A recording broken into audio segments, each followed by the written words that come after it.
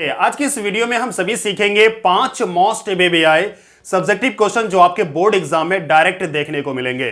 जो 18 तारीख को एग्जाम होने वाला है ना, उसमें आपको देखोगे इसमें से 3 सवाल 100% आपको रहेगा। ठीक है, तो आज का हमारा पहला सवाल है कि k के किस मान के लिए समीकरण 2x² प्लस kx प्लस 3 बराबर 0 के मूल्य बराबर हैं। ओके, ये जो मेरा सवाल दिया गया है इसमें हमें k का मान ज्ञात करना है और हमें एक चीज दिया गया है कि मूल्य बराबर है। ठीक है, तो किस प्रकार से सॉल्व करेंगे आइए देखते हैं।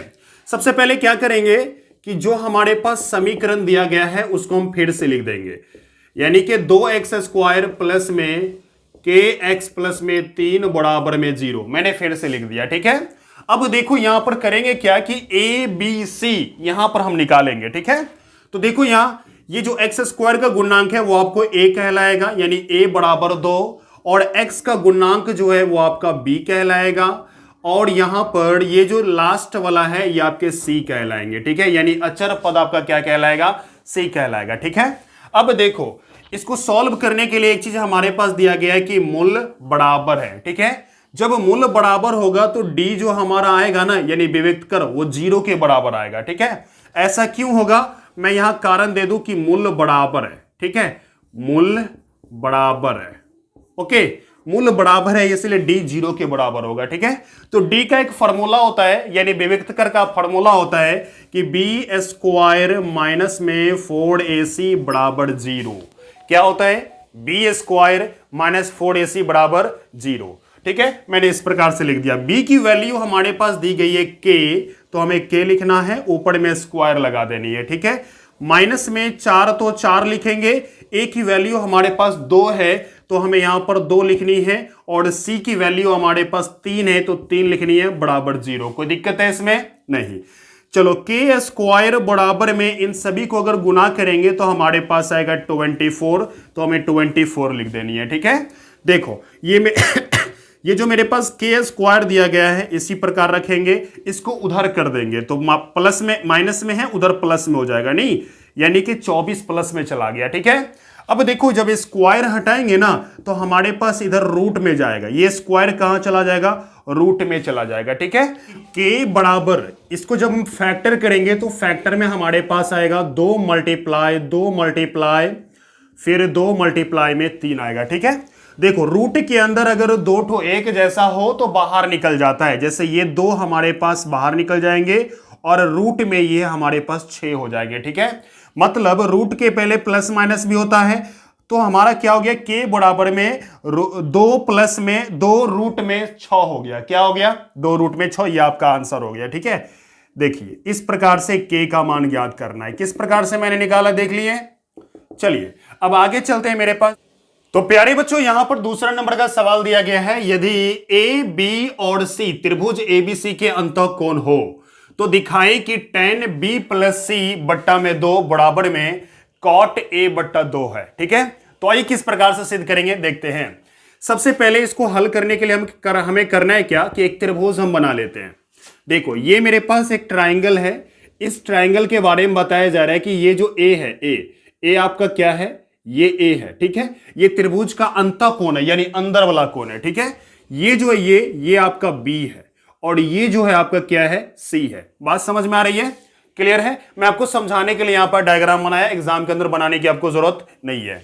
तो देखो यहां पर सबसे पहले क्या करेंगे कि त्रिभुज के तीनों कोण का योग हमेशा 180 होता है, यह बात तो पता ही है। तो हम क्या लिखेंगे यहां पर, angle a plus angle b plus में एंगल c बराबर कितना डिग्री हो जाएगा जी, 180 हो जाएगा। ठीक है, कोई दिक्कत है इसके अंदर, नहीं, क्योंकि त्रिभुज का अंतःकोण है तो त्रिभुज के अंतःकोणों का योग कितना होता है, 180 होता है, तीनों कोण का योग। ठीक है, तो हमें करना है क्या कि ये b और c को एक तरफ रखेंगे। ऐसा क्यों करेंगे, क्योंकि मेरे पास यहां b c दिया गया है। ठीक है, b प्लस c दिया गया है, इसलिए b प्लस c को एक तरफ रखेंगे। ठीक है, तो हम लिखेंगे यहां पर b प्लस में c बराबर में 180। आप इस तरीके से भी लिख सकते हो, कोई दिक्कत नहीं है। ठीक है, ये जो मेरा a है प्लस में उस तरफ जाएंगे तो माइनस में a हो जाएगा। ठीक है, मैंने इस प्रकार से लिख दिया, और ये इसको इसी प्रकार से हम छोड़ देते हैं, कोई दिक्कत इसमें नहीं। चलिए अब क्या करना है समझिएगा। अब हम करेंगे कि ये जो मेरे पास दिया गया है, यानी कि 10 और बी प्लस में सी बट्टा में 2 बराबर में कॉट ए बट्टा में 2। ठीक है, इस प्रकार से हमारे पास दिया गया है। ठीक है, तो देखो tan तो tan, कोई दिक्कत नहीं है इसमें। और ये b प्लस सी है ना, b प्लस सी, इसकी जगह पर हम ये लिख सकते हैं क्योंकि b प्लस सी बराबर में 180 माइनस ए है, मैंने अभी निकाला था। तो हम क्या करेंगे, ये b प्लस सी की जगह पर ये लिख देंगे, तो हमारे पास हो जाएगा 180 माइनस ए बट्टा में क्या होगा, 2 हो जाएंगे, बराबर में कॉट है तो कॉट लगा दीजिए। ठीक है, कोई दिक्कत है, हमें इसको सॉल्व करके क्या करनी है, वो लानी है। ठीक है, अब क्या करोगे, देखो tan तो ठीक है, कोई दिक्कत नहीं है, ये 2 से भाग 180 में भी लग रहा है और साथ में ए भी लग रहा है। ठीक है, 180 से 2 से जो भाग है 180 में भी लगेगा और ए में भी लगेगा। क्या करेंगे, हम अलग अलग भाग कर देंगे। ठीक है, तो हम लिखेंगे 180 बट्टा में 2 माइनस में ए बट्टा में 2 बराबर में क्या है हमारे पास, कॉट ए बट्टा 2। उधर छेड़छाड़ नहीं करनी है आपको। ठीक है, अब देखो यहां tan तो ठीक है और इसको जब काटेंगे तो हमारे पास 90 होंगे, माइनस में a बट्टा 2 बराबर में क्या है हमारे पास, कॉट a बट्टा 2। ठीक है, देखो tan 90 माइनस थीटा बराबर में होता है कॉट थीटा, तो हम क्या करेंगे, इसकी जगह पर हम लिख देंगे कॉट थीटा की जगह पर a बट्टा 2। अगर मैं इसको थीटा मानूं तो tan 90 माइनस थीटा बराबर में कॉट थीटा। कोई दिक्कत है इसमें, नहीं। अब देखो मेरे पास क्या था, ये था ए कॉट ए बट्टा 2, देखो दोनों बराबर हो गया, मतलब प्रूफ हो गया। ठीक है, तो हम लिखेंगे यहां पर प्रूव्ड। क्या लिखेंगे, प्रूव्ड। कोई प्रॉब्लम है इसके अंदर, कितना आसान तरीके से मैंने सॉल्व करके दिखाया। ओके, अगर आपको वीडियो अच्छा लग रहा है तो वीडियो को लाइक कीजिएगा, चैनल पर पहली बार है तो चैनल को सब्सक्राइब कीजिएगा। ठीक है, तो चलिए अगले सवाल की तरफ मूव करते हैं। तो प्यारे बच्चों, यहां पर तीसरा नंबर का सवाल देख रहे होंगे कि यहां पर दिया गया है किसी बेलन का व्यास 42 सेंटीमीटर और तथा ऊंचाई 10 सेंटीमीटर हो तो इसका आयतन ज्ञात करें। ठीक है, ये भी सवाल आपके बोर्ड एग्जाम में आपको डायरेक्ट देखने को मिलेंगे। ठीक है, तो किस प्रकार से सॉल्व करेंगे आइए देखते हैं। सबसे पहले क्या करेंगे, हम एक बेलन बनाते हैं और आपको समझाते हैं कि ऊंचाई क्या होता है, साथ में व्यास क्या होता है, व्यास के थ्रू हम त्रिज्या कैसे निकालेंगे। ठीक है, ये मेरा क्या है, बेलन है। ठीक है, अब देखो बेलन की ऊंचाई क्या होता है, ये नीचे से ऊपर जितनी दूरी होगी ये सबको क्या कहेंगे, ऊंचाई कहेंगे। ये क्या हो गया हमारा ऊंचाई, h। ऊंचाई को ऐसे दर्शाएंगे, मेरे पास 10 दिया गया है, 10 सेंटीमीटर मैंने लिख दिया।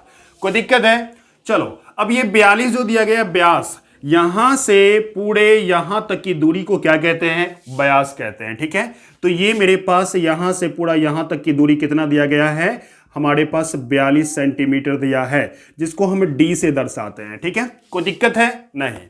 चलो सबसे पहले करेंगे क्या इसके सॉल्यूशन में, कि सबसे पहले हमें करना है कि ये जो d दिया गया है, इस d को, जो भी d दिया गया है, d के थ्रू हम क्या करेंगे, r निकाल लेंगे। ठीक है, मैं r निकाल लूं, r निकालने का तरीका कि d को 2 से भाग दे दो, d को 2 से भाग दे दो, आपको r निकल जाएगा, मतलब 21 आ जाएंगे। ठीक है, यानी r बराबर 21, यानी त्रिज्या बराबर 21। ठीक है, त्रिज्या क्या होता है, यहां से पूरे यहां तक की दूरी को क्या कहते हैं, त्रिज्या कहते हैं। ठीक है, बेलन के अंदर। क्लियर, चलिए आगे की तरफ बढ़ते हैं। और ये h हमारे पास दिया गया है कितना, 10 दिया गया है, तो हमें 10 लिख देनी है। ठीक है, सेंटीमीटर है तो सेंटीमीटर लगा लीजिए। तो हमें लिखना है बेलन का आयतन। क्या लिखना है, बेलन का आयतन। बेलन के आयतन का फॉर्मूला होता है पाई आर स्क्वायर एच। क्या होता है, पाई आर स्क्वायर एच। पाई का मान 22/7 होता है। सबसे मेन चीज आपको दिक्कत देगा फार्मूला। फार्मूला अगर आपको नहीं रहेगा याद एग्जाम के अंदर तो आप इसको बना ही नहीं पाओगे। ये सारे कुछ तो जान जाओगे लेकिन आप बना ही नहीं पाओगे। ठीक है, इसलिए फार्मूला याद रखना है, बेलन का आयतन बराबर पाई आर स्क्वायर एच होता है, यानी 22/7। आर की वैल्यू हमारे पास दी गई है 21, हमको 21 2 बार लिख देनी है, क्योंकि ऊपर में स्क्वायर है ना, इसलिए हम 2 बार लिख सकते हैं। ठीक है, और ये जो h दिया गया है, h हमारे पास 10 है, तो मैंने 10 लिख दिया। कोई दिक्कत है इसमें नहीं। अब समझिएगा, 7 के टेबल से कटेगा 7 या 21। ठीक है, अब इन सभी को हम गुना कर लेते हैं। अगर इन सभी को हम गुना करते हैं तो हमारे पास यहां पर आ जाएगा, क्या आ जाएगा, मैं पहले से ही गुना करके रख लिया हूं ताकि आपका टाइम बचेगा। ठीक है, यानी 13,860 आएगा। ठीक है, मैं यहां पर लिख दूं 13,860 सेंटीमीटर क्यूब। कोई दिक्कत है, इसलिए मैंने क्यूब लिखा। कोई प्रॉब्लम इसके अंदर नहीं, जब भी आपको यहां बेलन में आपको ऊंचाई दिया हो और व्यास या त्रिज्या दिया हो तो आपको ये फॉर्मूला यानी पाई आर स्क्वायर एच बराबर फॉर्मूला लगा के आराम से आयतन निकाल पाएंगे। ठीक है, चलो अगले सवाल की तरफ मूव करते हैं। जी प्यारे बच्चों, यहां पर आप देख सकते हैं मैंने 4 नंबर का सवाल नोट किया है। लिखा है यहां पर उस अर्धगोले का वक्र पृष्ठ क्षेत्रफल निकाले जिसका व्यास दिया गया है 14 सेंटीमीटर। ठीक है, तो मैं आपको यहां पर समझा दूं ताकि आपको समझ में आएगा। ठीक है, देखो यहां पर एक अर्धगोला है, इस प्रकार से बना हुआ अर्धगोला। ठीक है, मैंने मान के चला ये मेरा अर्धगोला है, कोई दिक्कत है नहीं। तो देखो इसका व्यास हमारे पास दिया गया है 14 सेंटीमीटर। व्यास क्या होता है, पूरी यहां से यहां तक की दूरी को हम क्या कहते हैं, व्यास कहते हैं, जो कि 14 सेंटीमीटर दिया गया है। ठीक है, तो इसको सॉल्व करने के लिए करेंगे क्या, सबसे पहले जो डी दिया गया है, डी के थ्रू हमें क्या करनी है, आर निकाल लेनी है। मेरे पास डी बराबर में 14 दिया गया है। ठीक है, तो हम क्या कर लेंगे, आर बराबर में 14/2, यानी इसको जब काटेंगे तो हमारे पास 7 आ जाएगा। ठीक है, आर बराबर 7, कोई प्रॉब्लम है इसमें नहीं। चलो आर हमारा निकल गया। अब हमें निकालना है क्या चीज, लिखा है अर्धगोले का वक्र पृष्ठ क्षेत्रफल। ठीक है, तो हम लिखेंगे यहां पर अर्धगोले का वक्र पृष्ठ क्षेत्रफल। समझिएगा, अर्धगोले का वक्र पृष्ठ क्षेत्रफल, वक्र पृष्ठ क्षेत्रफल क्या लिखा, अर्धगोले का वक्र पृष्ठ क्षेत्रफल। इसका फार्मूला होता है 2 पाई आर स्क्वायर। क्या होता है, 2 पाई आर स्क्वायर, ये याद रखना जरूरी है। ठीक है, मैं आपको बता दूं पूरे जो गोला होता है ना उसका क्षेत्रफल अगर निकालना हो तो उसका फार्मूला होता है 4 पाई आर स्क्वायर। ठीक है, लेकिन ये अर्धगोला है इसलिए आपको 2 पाई आर स्क्वायर होगा। ठीक है, अब देखो ये मेरे पास 2 है तो 2 लिख दीजिए, कोई दिक्कत नहीं है। ये 22/7 लिख दीजिए। ये आर दिया गया है ना 7, मैंने आर अभी निकाला 7। ठीक है, तो 7 को हम यहां पर 2 बार लिखेंगे क्योंकि 7 के ऊपर में स्क्वायर है।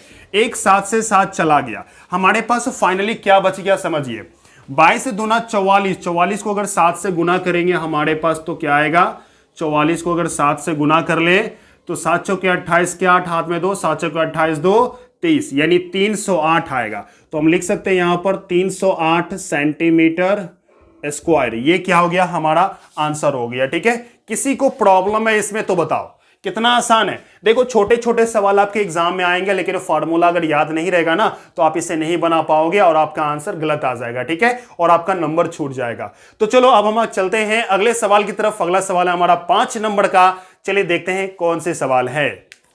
प्यारे बच्चों आप यहां पर 5 नंबर का सवाल देख सकते हो यहां पर। ठीक है, 5 नंबर का यह सवाल दिया गया है। ठीक है, इस सवाल को सॉल्व करेंगे और आपको दिखाएंगे कि किस प्रकार से ये सवाल को सॉल्व करते हैं। ठीक है, तो आइए मेरे पास जो दिया गया है इसको सबसे पहले हम क्या कर देंगे, लिख देंगे, जैसा दिया है वैसा ही लिख देंगे। ठीक है, तो 2 tan स्क्वायर 45 प्लस में cos स्क्वायर 60 प्लस में साइन स्क्वायर 60, जैसा था मैंने वैसा ही लिख दिया। ठीक है, इस सवाल की खास बात है कि आपको tan 45 का मान याद होना चाहिए और इसको निकालने का तरीका मैंने बता दिया है। अभी तक आपने वो वाली वीडियो नहीं देखे हैं तो डिस्क्रिप्शन में लिंक होगा, वहां जाके आप उस वीडियो को देख सकते हैं। ठीक है, तो देखो यहां पर 2 तो हमारे पास सही है, tan 45 का मान होता है 1, तो हमें क्या करनी है, 1 लिखनी है, उसके ऊपर स्क्वायर लगा देनी है। ठीक है, देखो cos 60 डिग्री का मान होता है, cos 60 डिग्री का मान होता है 1/2, हमें क्या करनी है, 1/2 लिखनी है, ऊपर में स्क्वायर लगानी है। ठीक है, देखो sin 60 डिग्री का मान होता है √3/2, क्या होता है, √3/2 होता है। इसके ऊपर भी हमें क्या करेंगे, स्क्वायर लगा देंगे। ठीक है, कोई दिक्कत है इसमें, इस सवाल में आपको प्रॉब्लम वहां पर होगा ये मान निकालने में। ठीक है, तो उस वीडियो को जरूर देख लेना ताकि आपको मान निकालना आ जाए, कोई प्रॉब्लम ना हो। साथ में इस प्रकार का ऑब्जेक्टिव भी आपको एग्जाम में दिया रहेगा। अगर आपको ये सॉल्व करने नहीं आएगा ना तो आपको एग्जाम में ऑब्जेक्टिव भी आपके छूट जाएंगे। ठीक है, तो चलो आगे बढ़ते हैं। इसको जब हम गुना करेंगे तो 2 गुना 1 को 2 बार लिख के गुना करेंगे तो 1 आएगा। ठीक है, प्लस में इसको अगर 2 बार लिख के गुना करेंगे तो 1 का ही 1 आएगा, 2 दूना 4 हो जाएगा। ठीक है, ये रूट में 2 ठो 3 हो गया क्योंकि ऊपर में स्क्वायर है तो 2 को 3 हो गया रूट में। क्या करना है, 1 3 बाहर निकलेगा, 2 का स्क्वायर हमारे पास क्या आ जाएंगे, 4 आ जाएंगे। ठीक है, फाइनली अगर मैं इसको ऐसे लिख दूं तो भी चलेगा, 2 1 ही 2, कोई दिक्कत नहीं है। ठीक है, नीचे में क्या कर लेंगे, 1 लगा देंगे, मैंने 1 लगा दिया है। ठीक है, अब देखो यहां पर क्या करना, एलसीएम निकालेंगे तो सभी का एलसीएम हमारे पास आएगा 4, एक चौके 4, तो 4 दूना 8, ठीक है। 4 इकाई, एक बार में भाग लगता है, इस एक को गुना कर देंगे ऊपर वाले से तो एक आएंगे। 4 इकाई 4, तो 3 इकाई क्या होंगे, 3 होंगे, ठीक है।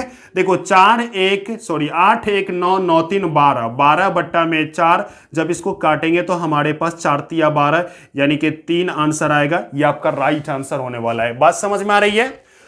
मैं आपको बताना चाहूंगा कि अगर आपको वीडियो अच्छा लगता है तो इस वीडियो को लाइक कर दीजिएगा, चैनल पर पहली बार तो चैनल को सब्सक्राइब, साथ में बेल आइकन हिट कीजिएगा। आपको इसी प्रकार की अगली वीडियो का नोटिफिकेशन समय पर मिलेगी। ओके, तो चलिए मिलते हैं अगली वीडियो में।